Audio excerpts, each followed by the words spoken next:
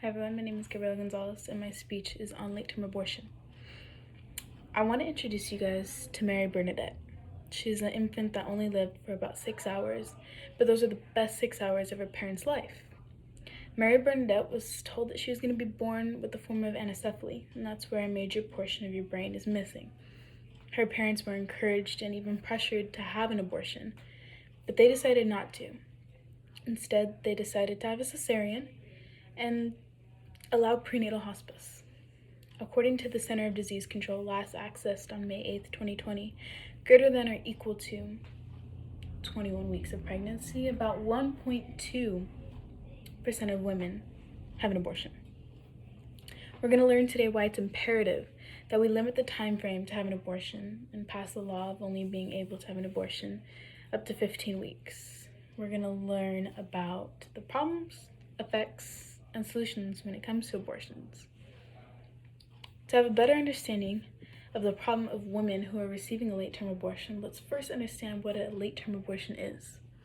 According to Ariana, sorry if I botched this, Njong Chu, of the Washington Post on February 6, 2019, a late-term abortion is generally understood to take place between the 21 and 24th week of gestation, which is why so many people don't do it. That's way far in the second trimester. This process of killing an almost unborn human being, it's the deliberate act of killing that almost child that you have in your stomach. Women who have late-term abortions usually find out later on in the pregnancy and then have to decide what to do. Others mentally aren't stable to just continue with the pregnancy, and others don't have money to take care of the child. According to Sarah McCannon of NPR on April 30th, 2019, she states that for Tara Mendola, the decision to end a third trimester pregnancy after a devastating fetal diagnosis felt complicated, medically and morally.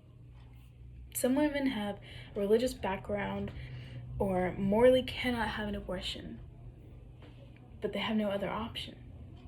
Some stick to their morals and don't continue, but others go through with the abortion and are stuck with the pain and guilt on the inside.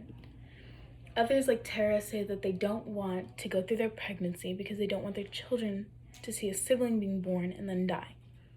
Personally, I think it's easier to explain that your baby sister or baby brother died to natural causes, not, oh, I killed your child, I killed your sibling, because something happened and I just felt I didn't want to deal with it. I mean, I don't know about you, but I feel like it's easier to explain the first way than the second way. Now that we know the problem of a late-term abortion, let's look at some of the effects that it has on the infant and the mother. There are two serious effects of a late-term abortion, and that's physical and mental health.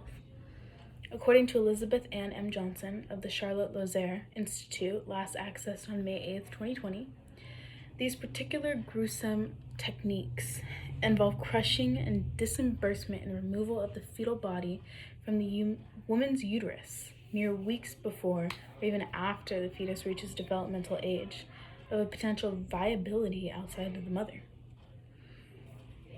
Think of this. My men, you obviously can't think of this, but think of your partner in this sense. You have your child inside and you hear the heartbeat on that ultrasound, or you feel that first kick inside of you and you feel the butterflies in your stomach, or dads, you could have your head on the stomach and feel your child kick you in the face. Then you kind of talk back to it. It's like, what are you doing in there? Why are you kicking me in the face?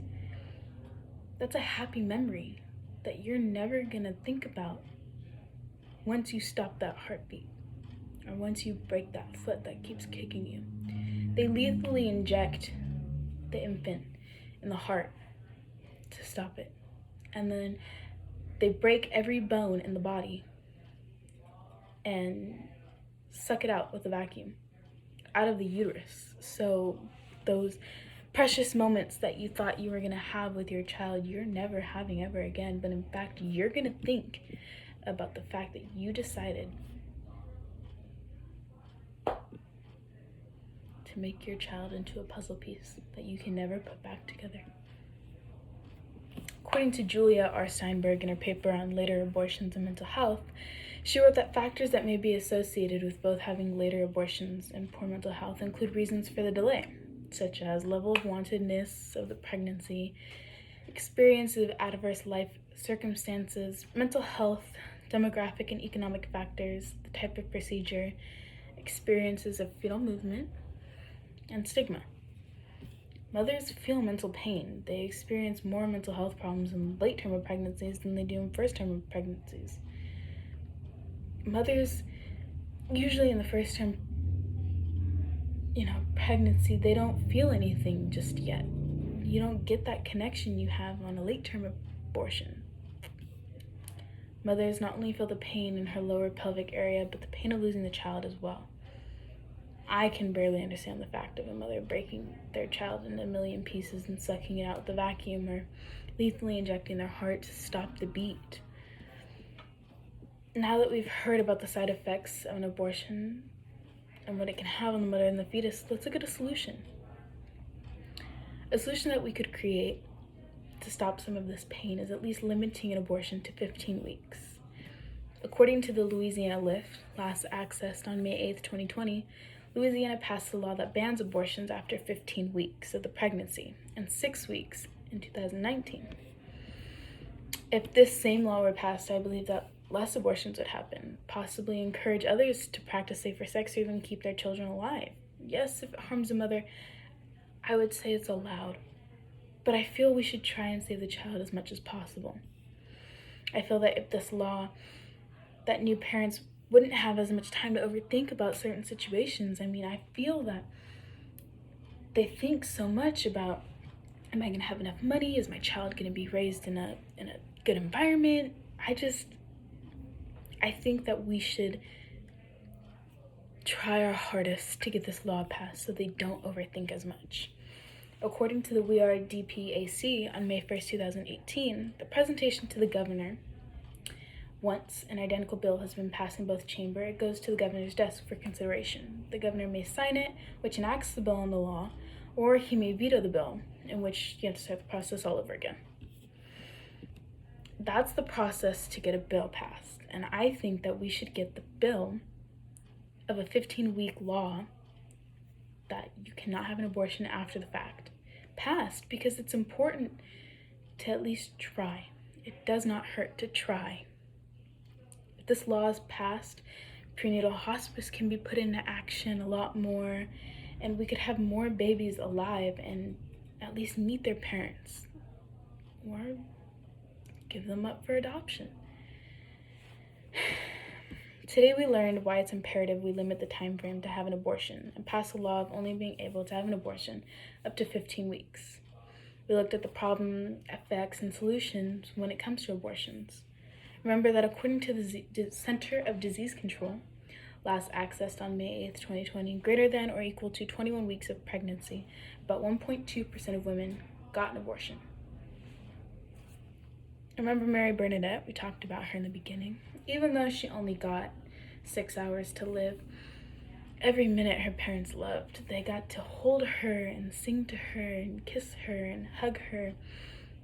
And something that got me the most was her grandma got to teach her some words of Czech, so that when she passed, she could meet her other family members in heaven and at least be able to talk to them. Let's remember Mary Bernadette and everything that we do. Thank you.